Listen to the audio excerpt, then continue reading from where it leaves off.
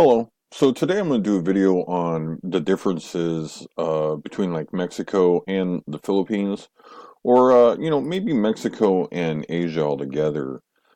Things I gotta say are going to be, kind of directed towards people who are looking at places to live and maybe the pros and cons of living in places like the Philippines or Thailand or whatnot. I have traveled around Asia a little bit, but most of my experience of living out of the country would come in the form of Mexico. Mexico's turned out to be a little bit of a hotspot for digital nomading. Obviously, because Mexico's a cool place, but more importantly, Mexico's a lot closer to the United States, and I think provides quite a bit of opportunities for people looking to do this.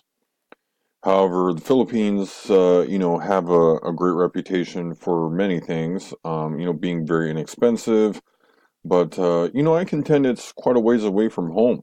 And, Asia's a little bit dicey when it comes maybe to the internet, certainly in some places, maybe more in the Philippines than others. But in the rainy season, it rains, and in the summertime, it is quite hot.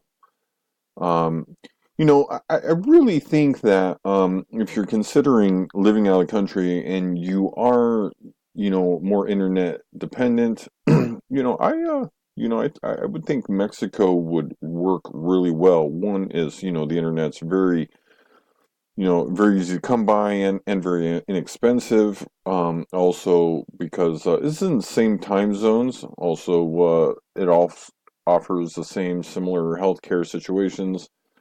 I did get some dental work. It's got some beautiful beaches, the same as Philippines, but it's not as hot. I think that also is a pretty big factor. The Philippines offers quite a few different things. One is, I gotta say that in general, I would put the Philippines in two different categories. One, if you're visiting the Philippines, it's going to be a little bit on the expensive side. You're going to be able to see a lot of different things, but you're going to pay a lot in visas, and you are going to be in motels or Airbnbs or whatever you choose, but more short term situations. Plus, be flying and traveling around a lot, so it's going to be deceptively expensive out the gate. Um, you know, Also, I found that in general, you could rent an apartment or even a house in the Philippines for cheap. However, this is not the same in Mexico as it is there. As it turns out, Mexico is a little more pricey, especially in the northern Baja, the Tijuana, the Rosarito, and Ensenada area. These are, quite a bit higher, maybe, even like you'd save a small amount from renting in the United States, and that's where they're very similar. Say you come to Philippines for 30 days or whatnot. You have to consider, even though that you would pay 800 or 700 or whatever, you also have airfare and quite a bit other expenses that I don't feel you have the same in Mexico. The other thing is in the Philippines and stuff. As far as getting an apartment, they really made a business out of the foreigner situation. And, getting an apartment in the Philippines can be kind of tricky with them wanting, multiple deposits and stuff like that. And, that's where feel the, Philippines has failed because, it is a very cheap place to be. Unfortunately, there is a lot of businesses, direct, targeting foreigners, so to speak, and, really driving up the cost where in general I think that hurts. That it's kind of like the famous gambler says, you can shear a sheep many times but only skin them once. It's kind of the same situation. I think that it becomes deceptively expensive in the Philippines where it's generally pretty cheap, but out of the non-tourist areas it's quite a bit cheaper. The similar situation with Mexico is you can rent an apartment, just like this one here for, relatively expensive. This was $200 a month. This is not typical though.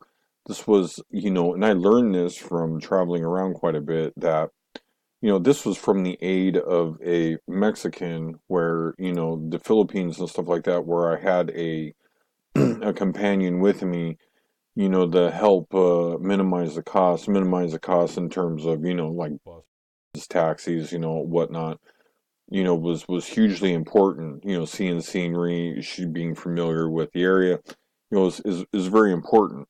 And that was very consistent with Mexico too. I got, my best deals, making relationships with, Mexican people around in the area and whatnot.